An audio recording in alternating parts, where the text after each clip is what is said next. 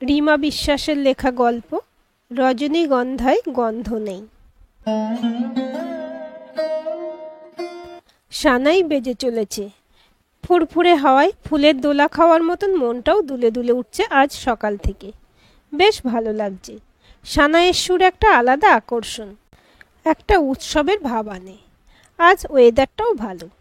বাইরে সোনাঝরা রোদ উঠেছে, তাপটা কম। অনেকদিন পর এতজনের একসঙ্গে হওয়া। বিয়ে বাড়ি মানেই তাই, নইলে আর কে কার বাড়ি যায়।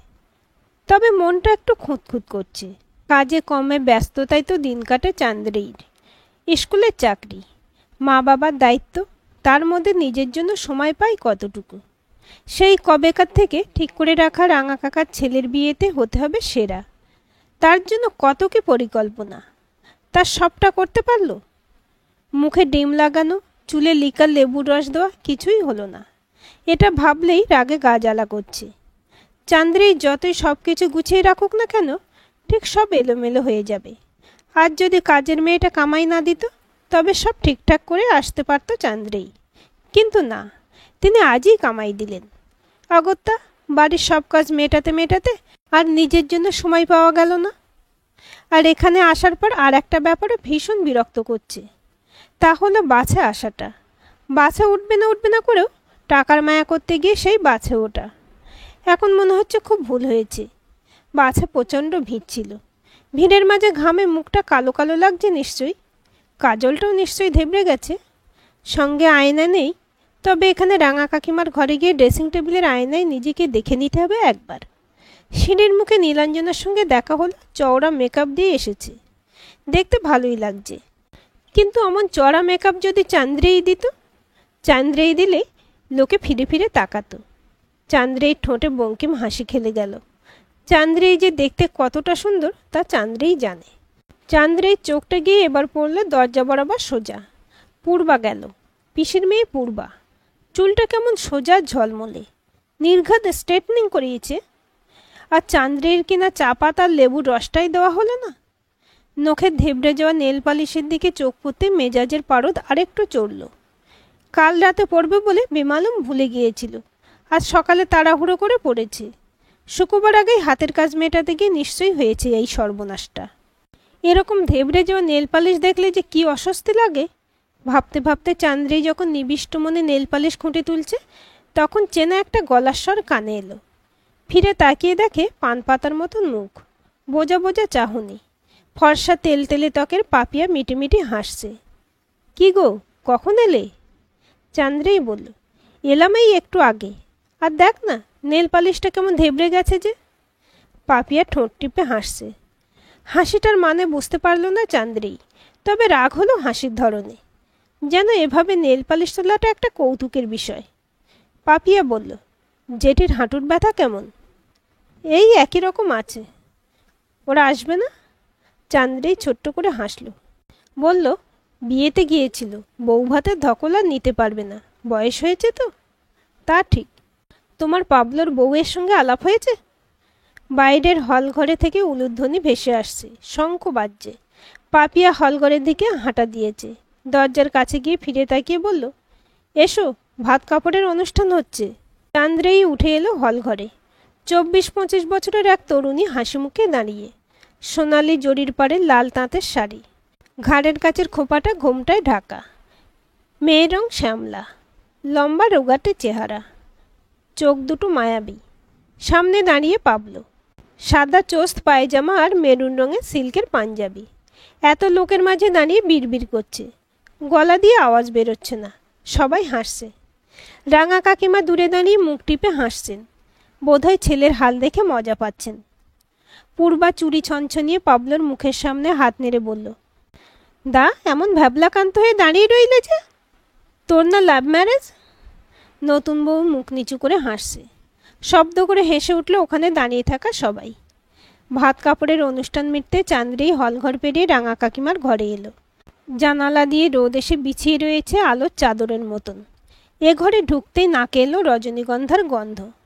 ঘরের একপাশে একটা বড়সড় মুখ খোলা ব্যাগ থেকে আসছে গন্ধটা। চান্দ্রেই ঝুঁকে দেখল ব্যাগ ভর্তি ফুল। নিশ্চয়ই ফুলসজ্জার জন্য। রাঙা কাকিমার ঘরের ড্রেসিং টেবিলের সামনে দাঁড়াতে মনে হলো, না না, সাজটা ঠিকই আছে, কাজলও ধেবড়ে যায়নি। কাজলটা কি আর একবার টানবে? না থাক, যা সাজার বিকেলে সাজবে। আজ রাতটা তো এখানেই থাকছে, সন্ধ্যের সময় নিশ্চয়ই দিদি আসবে। বলেছিল খাওয়া দাওয়া করে ও আর পিন্টু আজ বাড়ি না ফিরে মা বাবার কাছে চলে যাবে। সুশান্তদা একা ফিরবে বাড়ি। তাহলে তো ভালোই হয়, আজকের পুরো দিনটা চান্দ্রেই কাটাবে হই হুল্লোড়ের মাঝে। ঘরে ঢুকলেই তো শুরু চক্রীর মতন জীবন, একই বৃত্তাকার পথে ক্রমাগত আবর্তন। নাক টেনে রজনীগন্ধার গন্ধটা নিল চান্দ্রেই। গন্ধটা বড় ভালো লাগছে, বহু দূরের আবার হৃদয়ের খুব কাছের একটা চেনা অনুভূতি মনটাকে যেন টেনে নিয়ে যেতে চাইছে। গন্ধটা কি এতটাই তীব্র? চান্দ্রের প্রতিটি রোমকূপ যেন অনুভব করতে পারছিল গন্ধটাকে। গন্ধ কত কি মনে করায়। শুধুই কি গন্ধ, না এই বিয়ে বাড়ির পরিবেশ? আচমকাই যেন চোখের সামনে ভেসে উঠল ছিপছিপে লম্বা চেহারার এক তরুণ, নেভি ব্লু শার্ট আর সাদা প্যান্ট পরে দাঁড়িয়ে আছে দরজার সামনে। ফর্সা পাতলা চেহারার এক তরুণী তাকিয়ে আছে তার দিকে। ছেলেটির ডান হাত পিছনে লুকানো। এবার সে তার ডান হাত বাড়িয়ে একগোছা রজনীগন্ধা ধরল তরুণীর সামনে। তরুণী হাস্যোজ্জ্বল মুখে শুধু ভুরু নাচালো। সে কিছু বলতে যাবে, তখনই চমকে গেল গলা খাঁকারির শব্দে। এক প্রবীণ গুরুগম্ভীর স্বরে বললেন, কি ব্যাপার? ভীত ছেলেটি বলল, ফুল এনেছিলাম স্যার। প্রবীণ তরুণের অঙ্কের স্যার, আর সেই তরুণীর বাবা শ্রী অমিতাভ মিত্র। তিনি বললেন, সে তো দেখতেই পাচ্ছি, কিন্তু কেন? থতমতকে ছেলেটি ঢোক গিলছে। তরুণী হাসছে ঠোঁট টিপে। আজ রবীন্দ্র জয়ন্তী কিনা, তাই। ফুলগুলো সে তার অঙ্কের মাস্টারমশাইয়ের হাতে তুলে সামান্য তোতলে বলল, ফুলদানির জলে রাখলে অনেক দিন টাটকা থাকবে স্যার। মেয়েটি তখন হাসতে হাসতে ঘর থেকে বেরিয়ে পড়ল ছেলেটিকে পাশ কাটিয়ে। একতলা টানা দালান পার করে দোতলা সিঁড়ি দিয়ে উঠছে। প্রথম ল্যান্ডিং পার করে ফিরে তাকিয়ে দেখল ছেলেটি তখনও ডান হাত পিছন দিকে করে একতলার পড়ার ঘরের দিকে মুখ করে দাঁড়িয়ে। তরুণী ফিসফিস করে বলল, বেচারা। আর কি আশ্চর্য, দোতলা ওঠার ল্যান্ডিং থেকে তরুণীর ফিসফাসিনি ঠিক পৌঁছল তরুণীর কানে। সে এখন তরুণীর দিকে ফিরে তাকিয়েছে, দুজনের দিকে তাকিয়ে। দিনটা 25শে বৈশাখ ছিল ঠিকই, তবে ও ফুল কবিগুরুর উদ্দেশ্যে আনা নয়। ও ফুল ছিল চান্দ্রেইর জন্য আনা, কারণ 25শে বৈশাখ চান্দ্রেইর জন্মদিন। চান্দ্রেইর বাবার তা মনে না থাকলেও মনে ছিল রুদ্রর, সেই ছিপছিপে লম্বা চেহারা ছেলেটার। এই ছেলেটা বড্ড বেড়েছে, সৌমাল্য, এই! সুর করে ডাকতে ডাকতে সোজা যাচ্ছে পূর্বা। ওই ডাকে চান্দ্রেই চিন্তার তন্ত্রীতে টান পড়ল। চান্দ্রেই কিছুটা এগিয়ে গিয়ে দেখল পূর্বা সিঁড়ি দিয়ে উঠছে। আগে আগে যাচ্ছে লাল পাঞ্জাবি পরা একটা ছেলে। এর কথা শুনেছে চান্দ্রেই। পিসির মেয়ে পূর্বা এই বিয়ে বাড়িতে ওর বয়ফ্রেন্ডকে এনেছে, যা কোনোদিনও ভাবিনি চান্দ্রেই। সেদিকেই তাকিয়েছিল চান্দ্রেই, তখন পাপিয়া কাছে এসে বলল, সব আজকালকার ব্যাপার, বুঝলে ছোটদি? পূর্বার তো ক্লাস 5 থেকে বয়ফ্রেন্ড। চান্দ্রেই অবাক হয়ে বলল, এই ছেলেটার সঙ্গে ক্লাস 5 থেকে ভাব? পাপিয়া খিলখিল করে হাসছে। তোমার আমার জামানা নেই ছোটদি, এখন বয়ফ্রেন্ড বদলায় মুড বদলানোর সঙ্গে সঙ্গে, বুঝলে? চলো খাবে, চলো, খাওয়া শুরু হয়েছে।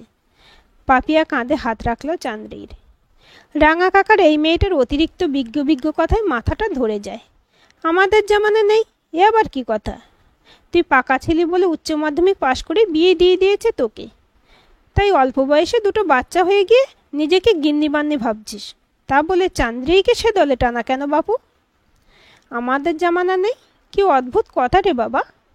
চান্দ্রেই তো মনে হয় এই তো সেদিন কলেজ পাশ করলো।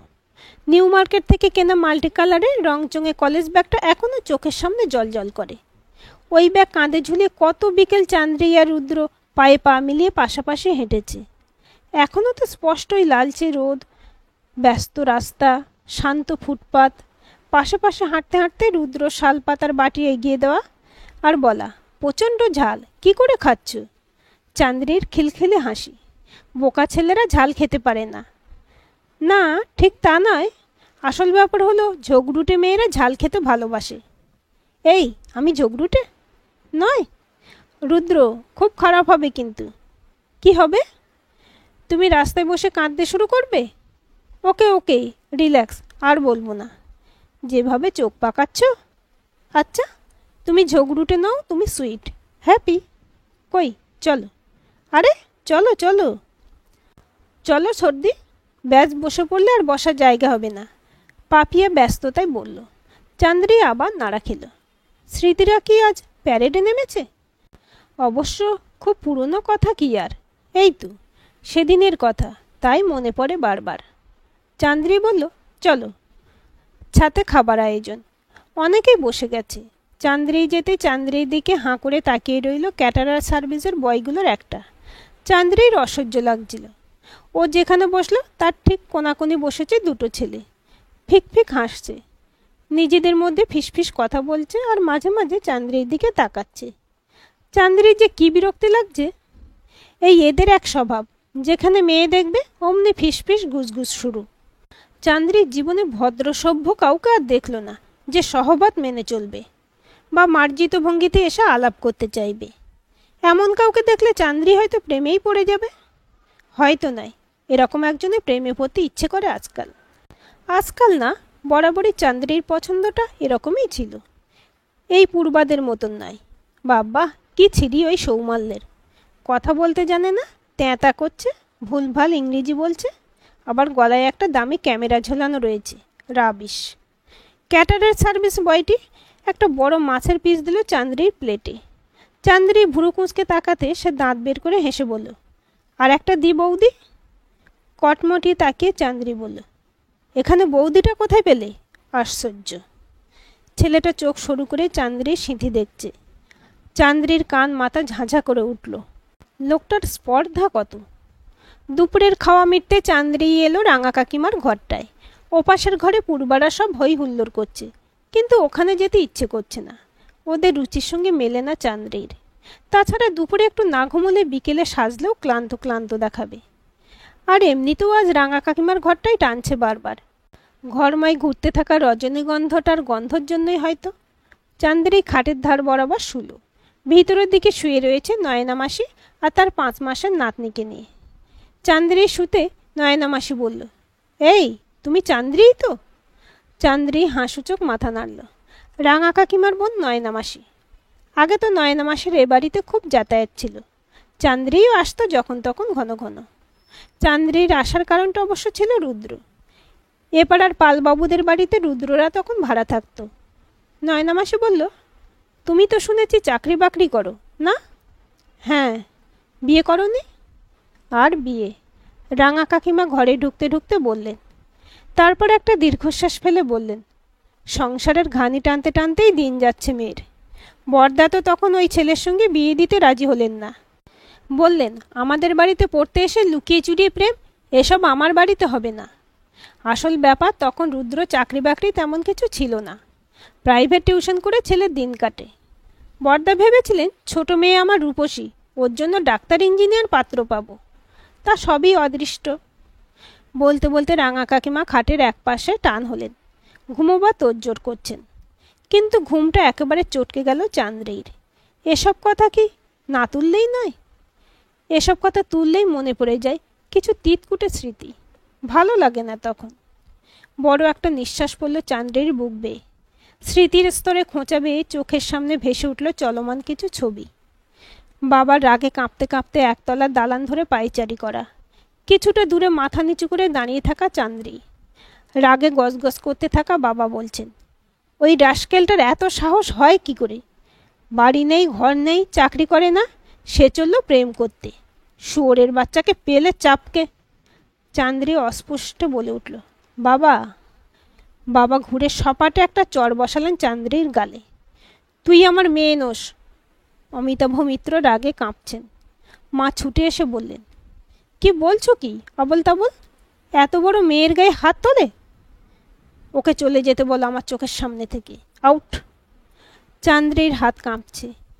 ভয়ে ফোন করলো পালবাবুদের বাড়িতে। অনেকক্ষণ ধরে ফোন বাজলো। চান্দ্রির বুকের ভিতর ঢোল করতাল বাজছে।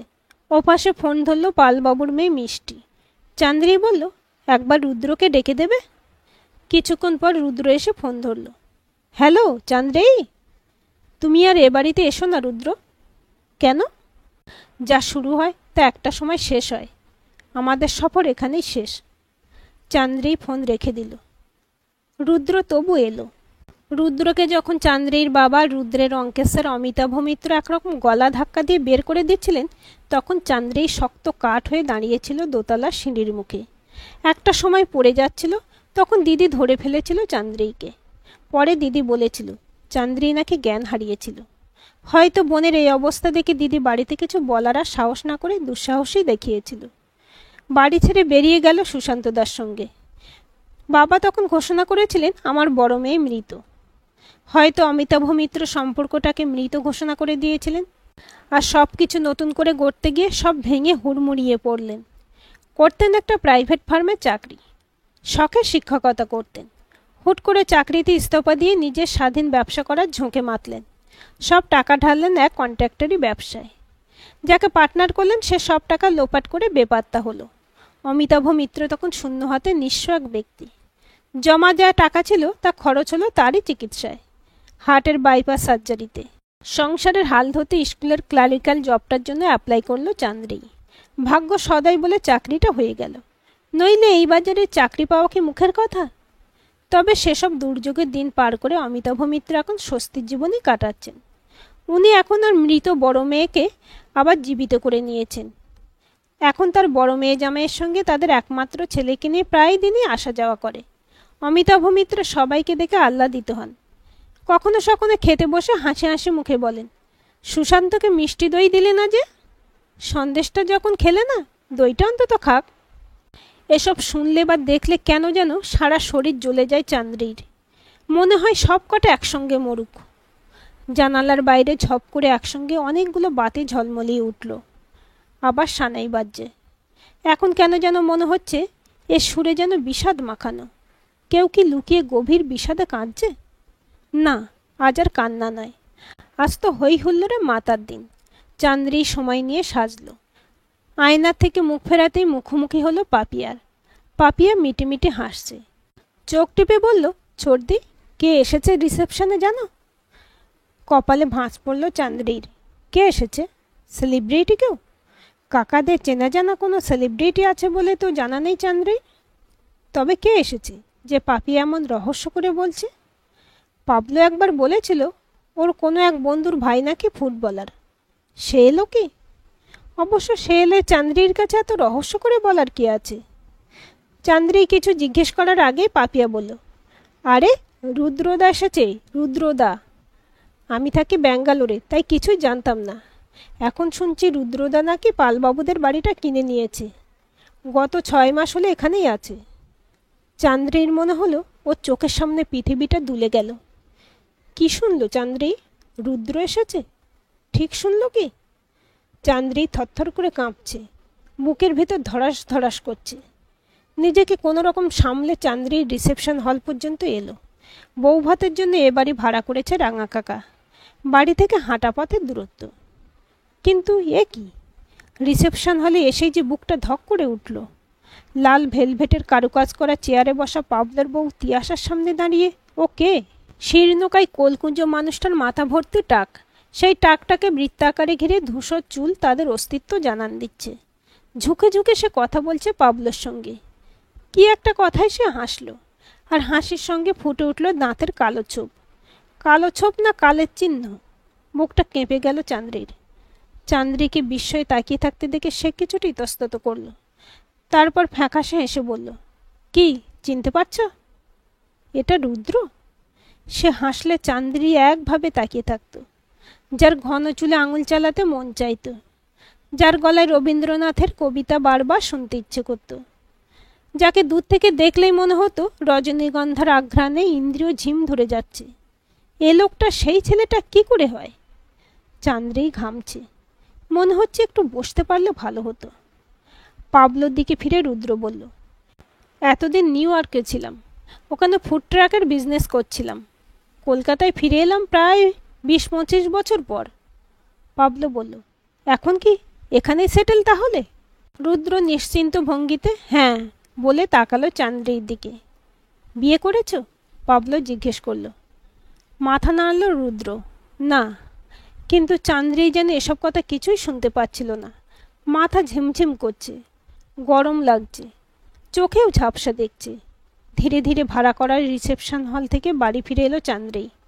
রাঙা কাকিমার ঘরে ঢুকে ড্রেসিং টেবিলের আয়নার সামনে এসে দাঁড়ালো। আর এই প্রথম চান্দ্রী নিজেকে দেখে 2 কদম পিছিয়ে গেল।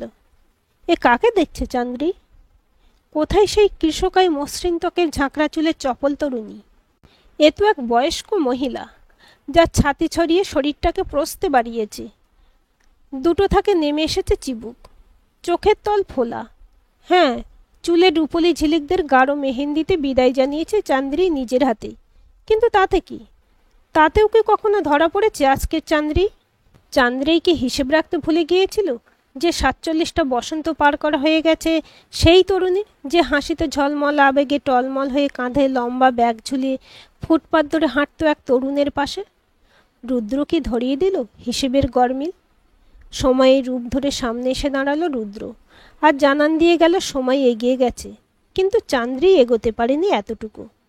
চান্দ্রীর কান্না পাচ্ছিল, সানাই বাজছে। রাঙা কাকিমার ড্রেসিং টেবিলের উপর রাখা ফুলদানি ভর্তি রজনীগন্ধা, কিন্তু চান্দ্রী যে তার এতটুকু গন্ধ পাচ্ছে না। আজকের এই গল্পটি আপনাদের কেমন লাগলো কমেন্ট করে জানাবেন। ভালো লাগলে অবশ্যই একটা লাইক দেবেন আর চ্যানেলটি সাবস্ক্রাইব করে সাথে থাকবেন।